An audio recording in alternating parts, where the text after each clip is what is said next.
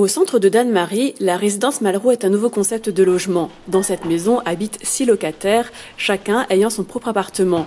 5 d'entre eux sont en situation de handicap, le 6e assure le rôle de voisin bienveillant. La résidence Malraux n'est pas un foyer, mais un logement accompagné.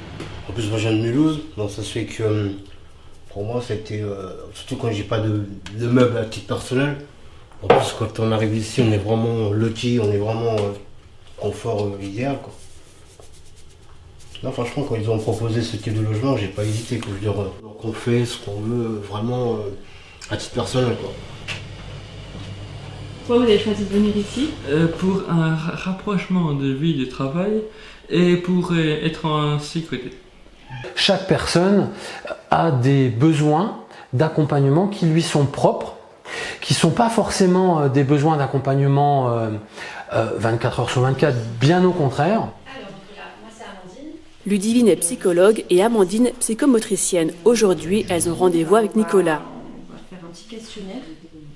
Et j'interviens à la résidence Malraux où je rencontre les locataires et Nicolas, on se rencontre tous les 15 jours à peu près pour un suivi psychologique. Et puis dans la discussion, on a évoqué un petit peu des particularités sensorielles. Donc j'ai demandé à ma collègue de venir faire un profil sensoriel avec Nicolas.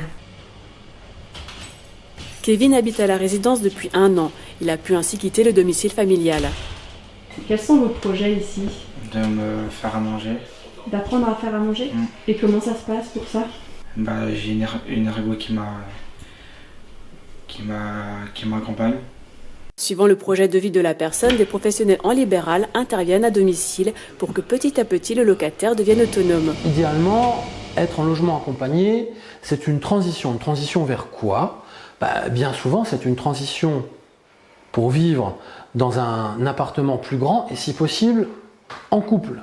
La résidence a cette double vocation, apprendre l'autonomie et pouvoir mener une vie sociale en dehors des institutions.